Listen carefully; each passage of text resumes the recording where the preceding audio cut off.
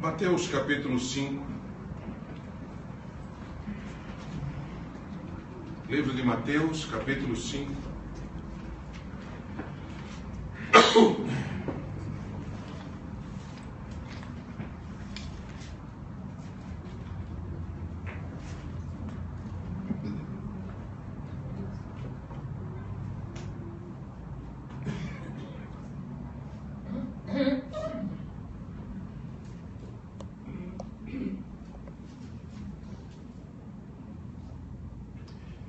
Eu estou pregando na igreja já por alguns domingos sobre o Sermão da Montanha. Nos são apresentadas 8 bem-aventuranças, alguns que esticam um pouquinho mais e colocam mais 2, mas isso em tempo oportuno eu vou tratar com os irmãos. E eu tenho dito para os irmãos que não há em parte alguma da Bíblia, em lugar algum da Bíblia, um sermão com um elenco, uma lista de evidências que devem estar presentes numa vida cristã comprometida radicalmente com Cristo. Eu já lhes disse noutra oportunidade que o Sermão da Montanha não é um caminho apontado por Jesus de como ser salvo. Mas o Sermão da Montanha é uma pregação de Jesus para atestar marcadamente, especificamente, aqueles que já são salvos. Portanto, eu não devo ler assim: para eu ser salvo, eu devo ser pobre de espírito. Para eu ser salvo, eu devo chorar. Para eu ser salvo, eu devo ser manso. Para eu ser salvo, eu devo ter fome e sede de justiça. E a bem-aventurança de hoje: para eu ser salvo, eu preciso ter misericórdia com as pessoas. O caminho não é esse. Não é isso que Jesus está ensinando para a gente. Jesus está dizendo exatamente o contrário. Ele está dizendo: os meus, os que eu já salvei, os que eu já redimi, são pobres de espírito. Choram e são consolados. São mansos. Têm fome e sede de justiça. E por já terem provado da minha misericórdia, eles poderão exercer essa misericórdia sobre aqueles que chegarem diante de si. Irmãos, eu comecei a carreira cristã como vocês, como bebê espiritual. Eu fui bebê espiritual aos 15 anos, quando fui convertido ao Evangelho. Quando o Espírito Santo, de uma maneira muito clara, colocou diante de mim, revelou diante de mim o cuidado de Deus, a misericórdia de Deus, e me mostrou claramente que eu precisava me quebrantar aquela realidade. Então eu comecei a minha vida espiritual cristã como bebê espiritual aos 15 anos. Obrigado, Zé. Tá joia. Obrigado. Deus te faça casar logo, filho. E ter muitos filhos. Muitos filhos. Isso varia entre nós quanto à idade. Alguns mais novos, outros mais velhos. Mas deixa eu lhe fazer um pedido. Nós não podemos ficar como bebês espirituais. Isso é uma anomalia. Olhem para Pedrinho, olhem para Mia, da Milena. E se essas crianças não se desenvolverem, irmãos? Tem coisa errada.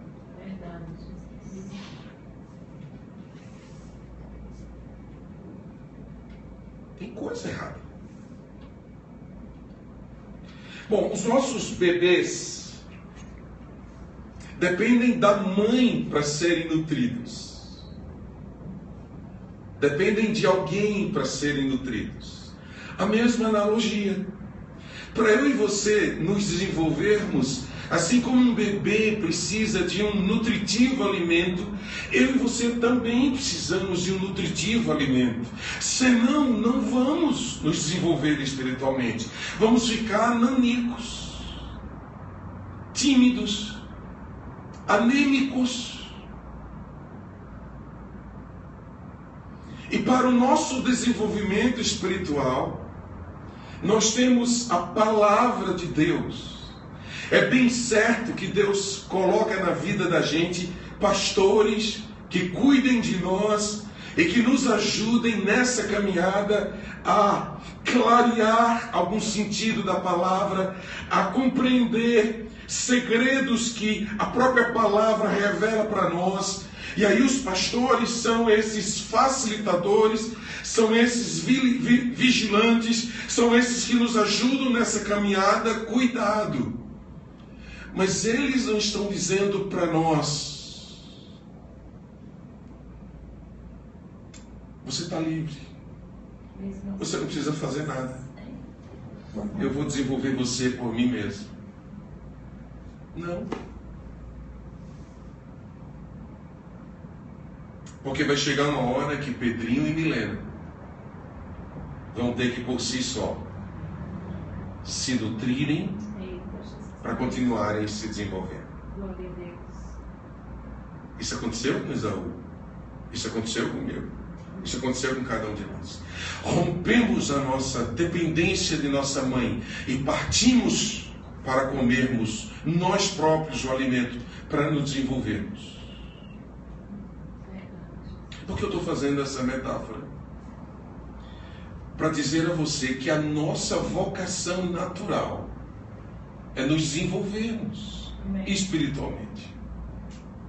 Não dá para eu olhar quando eu tinha 15 anos, só para facilitar aí, eu tenho 54, vamos colocar 55. Não dá para eu olhar para trás, 40 anos atrás, e olhar para quando eu comecei a carreira cristã e eu me ver do mesmo jeito.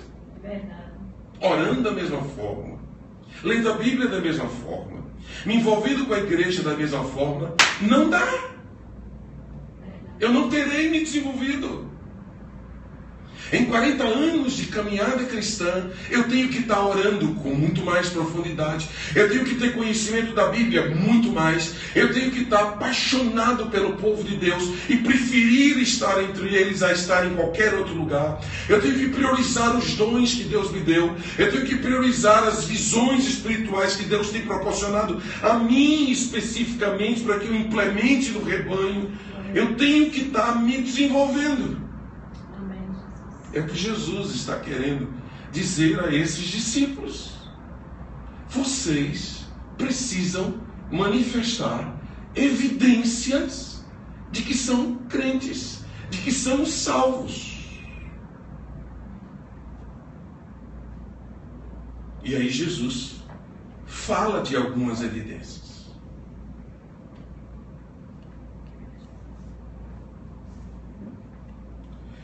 Todas as bem-aventuranças estão, irmãos, descansando, estão sobre a graça e o favor de Deus. Não adianta Tobi ou Débora dizer, pode deixar. A palavra do pastor hoje me chamou para eu ser misericordioso. A partir de hoje eu procederei com misericórdia sobre todos. Não é assim. É dependência absoluta da graça e do favor de Deus. É essa graça, é esse favor de Deus que me impacta a consciência de tal forma que eu começo a olhar para o que Jesus ensina nesse sermão e começo a dizer assim, Pai, faça isso em mim. Aleluia. Faça dessa forma em mim. Porque eu estou começando a compreender o que antes eu só via. O que antes eu só conhecia de ouvir falar. É graça de Deus. Ser pobre de espírito, ser consolado em meio ao pranto, ser manso, ter fome e sede de justiça, ser misericordioso, que é a palavra de hoje. Isso só é possível debaixo da graça e da misericórdia de Deus.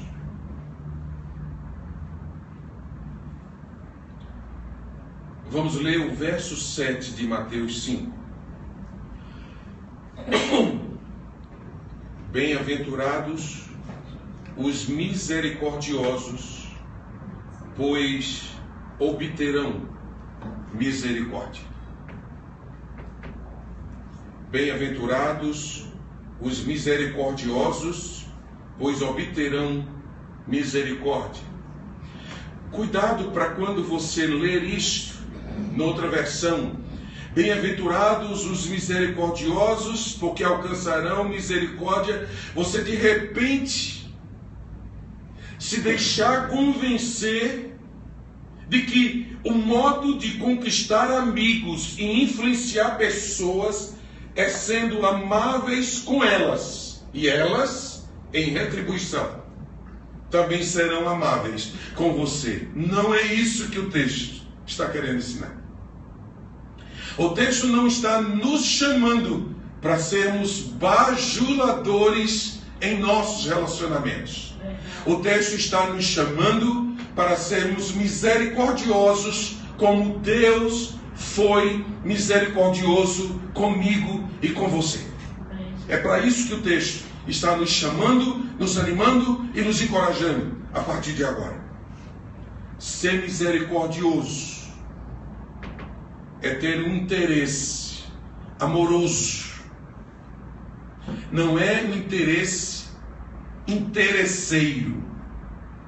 O que é que eu vou ganhar se eu me envolver com essa pessoa dessa forma? Mas ser misericordioso é ter um interesse por glória, ter um interesse por Tomar, ter um interesse por Eliseu, amoroso, gracioso, que tem necessidades que atraem a minha atenção, necessidade que eu estou em condições de atender, necessidades que eu estou em condições de suprir, necessidade que eu posso, de alguma maneira, socorrer sem querer nada em troca. Vocês concordam que Deus foi misericordioso com a gente? Sim, sim ou não? Sim. E o que é que a gente pode retribuir a Deus por isso? A gente tem algo para dar a Deus de bom? Sejam sinceros. Não. Absolutamente nada. Deus não se envolveu comigo para dizer assim, eu vou me envolver com Flávio para ganhar algo desse relacionamento. Irmãos, o relacionamento com Deus por mim e com você foi por puro amor e graça. Porque nada podíamos retribuir a Ele por esse seu imenso interesse. É nesse mesmo viés, é nesse mesmo espírito espírito que Jesus chama os seus discípulos, os salvos, porque estavam seguindo a Ele e criam nele, para que eles sejam misericordiosos com os outros, como Deus tinha sido misericordioso com cada um deles. Ser misericordioso é refletir na vida do outro aquilo que Deus refletiu em nossa vida através de Jesus Cristo.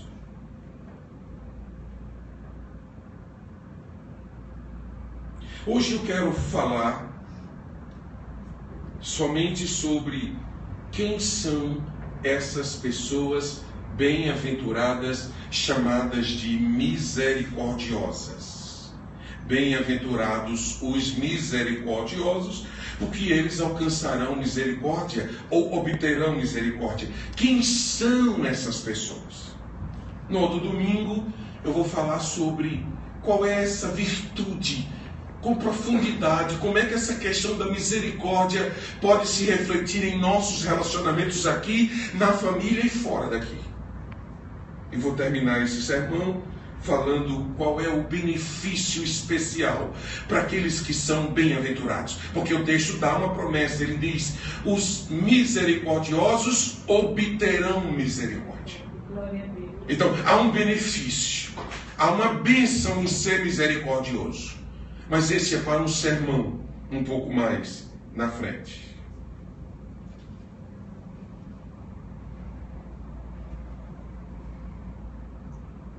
É um grave erro, gravíssimo erro, que a gente saísse daqui hoje à noite achando que devemos ser misericordiosos para alcançar misericórdia. Isso é um erro, Igreja da Graça. E que só podemos esperar alcançar a misericórdia de Deus se formos misericordiosos primeiro com os outros. Isso é um erro, meus irmãos. É possível Natan ser misericordioso com pessoas. É possível a irmã Fátima ser misericordiosa com pessoas, porque esses dois irmãos já foram alvos da misericórdia de Deus. Essa é a nossa fonte, essa é a nossa motivação. Daí, quando eu compreendo como Deus foi misericordioso para comigo, eu digo: oxe, por que eu então estou sendo insensível? Por que eu então estou sendo distratante? Por que eu então estou sendo amisericordioso com a esposa, com os filhos, com os funcionários, com os meus liderados, com os meus líderes? Mas aí, quando eu e você compreendemos como que se revelou a misericórdia de Deus, a gente diz: achei o tesouro. E compreendendo isso, como Deus foi misericordioso comigo, eu quero refletir isso na vida dos outros.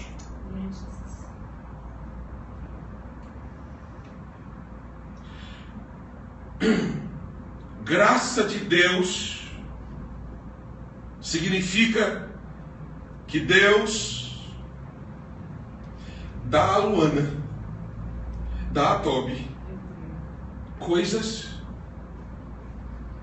que eles não merecem. Mas Deus diz: meus filhos, tome. Eu quero dar a vocês. E não vejo mérito algum em vocês. Eu quero lhes dar. Tome. Isso se chama graça de Deus.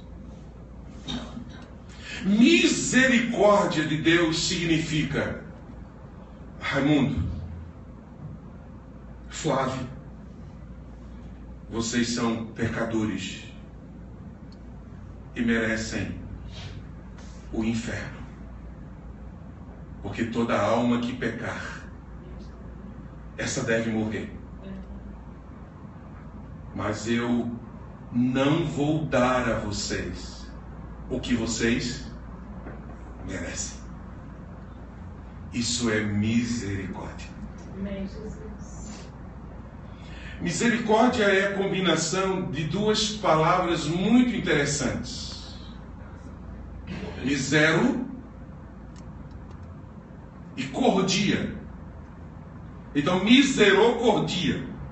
Cordia é a raiz na palavra que no grego gera tudo que a gente conhece de cardiologia.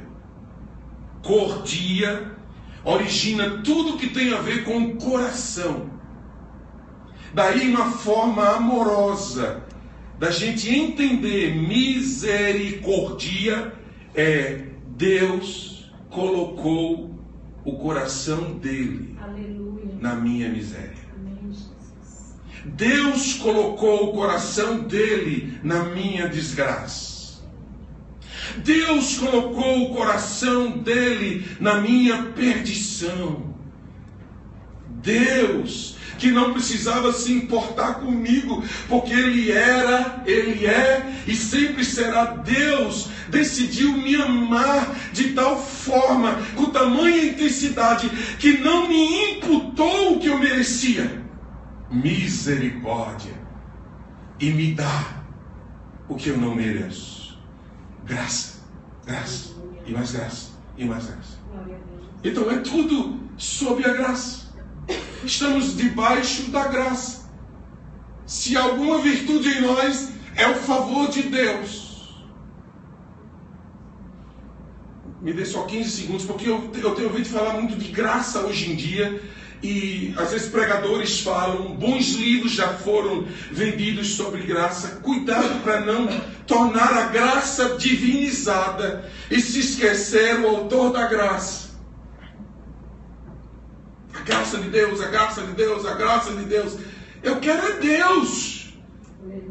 Deus é que é a pessoa e não os seus favores. O que me importa é Deus. Agora, esse Deus que é gracioso, misericordioso, assim se comporta com relação a mim. E eu então o adoro. Cuidado, não os seus atributos.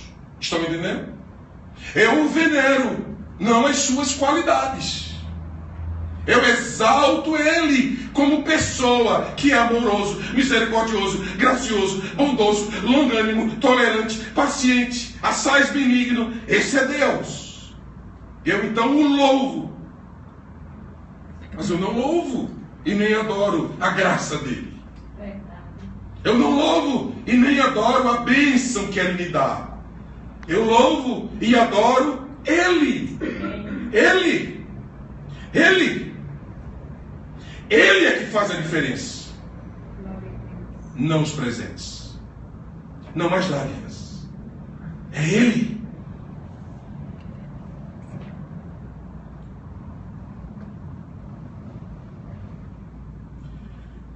Irmãos, a misericórdia de Deus nos coloca em nosso lugar diante dele, nos fazendo pobres em espírito.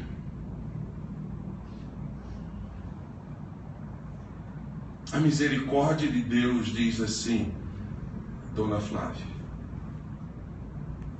o pecadorazinho só perde pro pau. Você não tem nada de bom para me apresentar. Eu não me impressiono com a sua moralidade ou com a sua ética.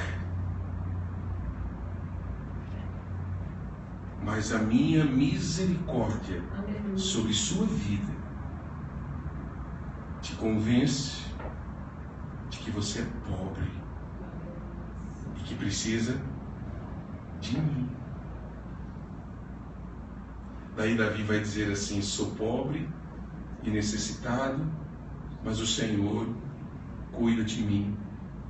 Um homem que recebe o elogio nas Escrituras de ser alguém segundo o coração de Deus. E eu quero parar de ficar destacando as coisas desagradáveis que ele fez, mesmo estando reveladas na palavra. Eu quero parar de falar dos pecados de Davi. Eu quero exaltar a virtude desse homem, um homem que dizia: fora de Deus, eu estou perdido. Ícaro sem Deus está perdido. Arthur sem Deus está perdido. Socorro Rocha sem Deus está perdida. Então a misericórdia de Deus nos faz entender o quão pobres espiritualmente somos. E essa misericórdia de Deus, então, nos faz correr para os braços do Pai. Glória a Deus. E dizer: Senhor, eu preciso de Ti. A misericórdia de Deus, em segundo lugar, faz com que os crentes, quando olhem para a sua pobreza espiritual, chorem, pranteiem diante de Deus e com lamentos no coração digam: Senhor, eu compreendo o Teu amor imenso por mim, como eu lamento aqui e acolá está sendo flagrada mentindo. Como eu lamento aqui e acolá está sendo flagrado com pensamentos que não te honram, que não te bendizem. Como eu lamento aqui e acolá está tendo alguma conduta que a luz do dia não revele, porque se revelar eu vou ficar muito, muito envergonhado. Isso significa chorar. Significa a segunda bem-aventurança. Bem-aventurados os misericordiosos, aqueles que já provaram da minha misericórdia, já entenderam que são pobres de espírito, que não podem me impressionar e que precisam de mim e que por causa disso choram diante de mim e por mim são consolados. E por mim ouvem, e de mim ouvem a expressão assim: eu os fortalecerei, eu os ajudarei. Eu lhes darei força, poder e autoridade para que o pecado não reine mais em suas vidas, para que ele não tenha mais domínio sobre vocês. Eu estarei com vocês e em meio ao pranto eu os consolarei. Quem compreende a misericórdia de Deus como eu e você, não podemos cogitar no coração um centímetro de orgulho ou de arrogância.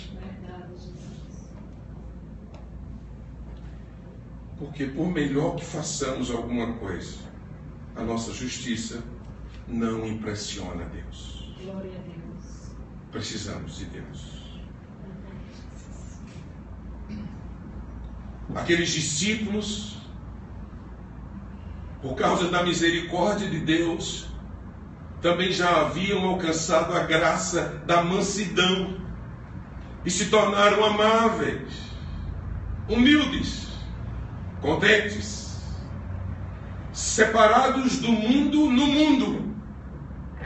Separados do mundo no mundo. Pai, eu não te peço que o Senhor os tire do mundo, mas em meio às circunstâncias de mundo que eles vão passar e vivenciar, que o Senhor os livre em meio ao mal que eles vierem a passar.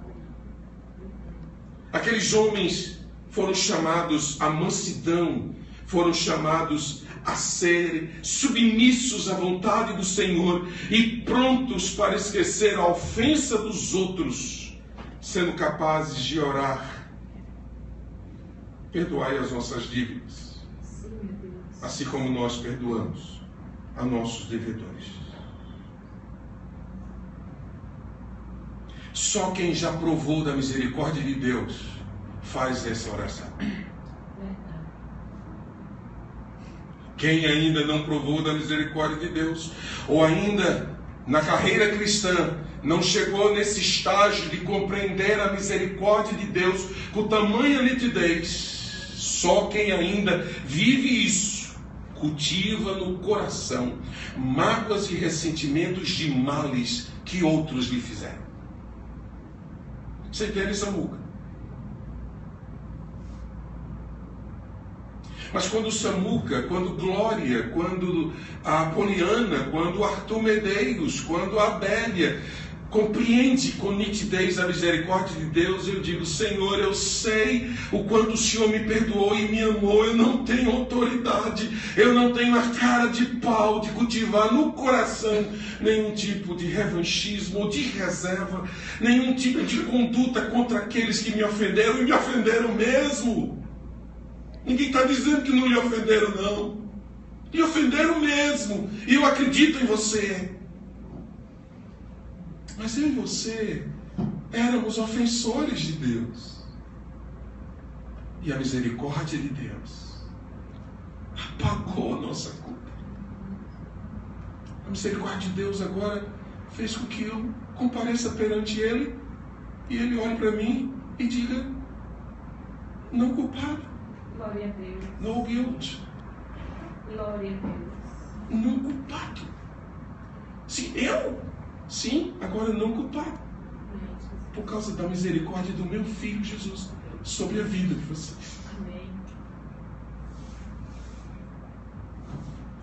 A misericórdia de Deus nos faz pobres de espírito, consolados em meio ao pranto, nos faz mansos em meio às situações relacionais que cultivamos. E a misericórdia de Deus produz uma outra graça, a de aprendermos a ter fome e sede de justiça. Irmãos, aqueles discípulos amavam o que é reto. Tinham fome de fazer o que é reto. Eles tinham fome de ver outros agirem retamente. Eles tinham fome de ver estabelecido o reino de justiça e de que a verdade de Deus prevalecesse em toda a terra. É nessas condições que brota o caráter misericordioso que Deus espera que eu e você manifestemos, expressemos, porque Deus é misericórdia pura. Amém.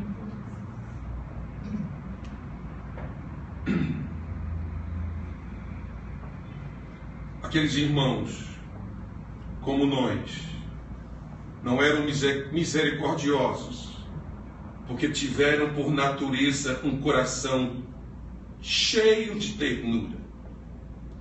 Eles eram misericordiosos, porque Deus os havia feito pobres em espírito.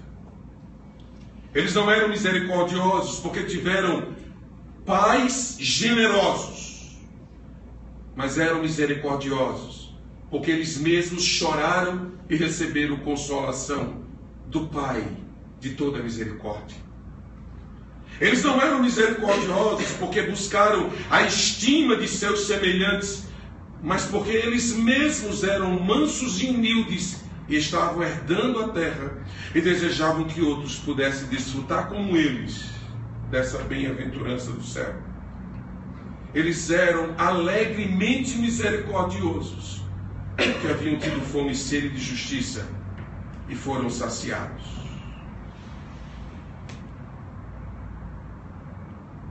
Amada Igreja da Graça, que nome forte nós carregamos. O próprio nome já é proclamação. Carregamos na nossa identidade institucional o coração de Deus. Graça, graça, graça. Amém, Jesus. Eu quero falar a cada um de vocês que tem buscado a Cristo pela fé e que tem provado de sua amorável graça, misericórdia. Você e eu precisamos ser forjados segundo a misericórdia de Cristo, de maneira que a misericórdia de Deus flua continuamente através da minha vida e da sua vida diária. Cantamos isso não hoje? Flua em mim, Senhor, a tua graça. Flua em mim, Senhor, o teu poder. O homem que vive segundo o amor de Deus revelado na cruz, terá a sua vida inundada pelo amor de Deus. Que o Deus, seu Deus, o meu Deus, que é fonte de misericórdia, Ele nos inunde a vida através de sua misericórdia. E que essa misericórdia do Senhor, crida e vivida por mim e por você profundamente, seja manifesta na vida daqueles com quem nos relacionamos. Eu quero pedir a você, em nome de Jesus, que você amanhã, onde você estiver, você seja mais crente do que o que está aqui hoje. Não se assuste com o que eu vou dizer. Não se assuste. Para você evangelizar, você não precisa ir lá no seu ambiente de trabalho estar pregando versículos bíblicos. Para você evangelizar lá no seu ambiente de trabalho, você não precisa estar com a Bíblia aberta. Para você evangelizar onde você está, você não precisa fazer nenhuma outra coisa que denuncie que você é um evangélico comprometido. Que a Débora seja apenas a melhor aluna do curso de medicina que ela puder ser. Porque se ela for isso, Deus será glorificado. Amém, Jesus. Que Cláudio, que Esaú, que Tonho sejam os melhores profissionais no trato com seus empregados. E aí essa turma vai olhar para eles e vai dizer: esse pessoal tem alguma coisa diferente. Em nome de Jesus. E pelo seu testemunho, pelo meu testemunho, pelo exercício da misericórdia com a qual Deus nos inundou, e nós vamos refletir na vida dos outros, eles dirão: há algo diferente nessas pessoas que eu preciso saber o que é. E aí sim, quando elas vierem atrás, elas dirão, ou elas ouvirão: é porque eu amo a Deus. Amém. E Deus o ama e quer transformar a sua vida. Por favor, não torne isso aqui sagrado e o seu trabalho amanhã profano e imundo. É tudo sagrado. Para um crente, tudo é sagrado. Tudo é para a glória de Deus. Quer comamos, quer bebamos, quer conversemos, quer assistamos um filme, quer façamos um lazer com nossa família, quer coloquemos uma bebida à boca, quer comamos, quer vistamos quaisquer roupas, o que façamos é tudo sagrado, é para a glória de Deus. Amém. Que Deus nos impacte com a sua misericórdia e nos faça sair daqui mais e mais cheios da sua misericórdia, para sermos misericordiosos na vida daqueles que Ele colocar em nosso caminho. Amém, irmãos? Amém. Vamos colocar de pé e vamos orar e receber a bênção.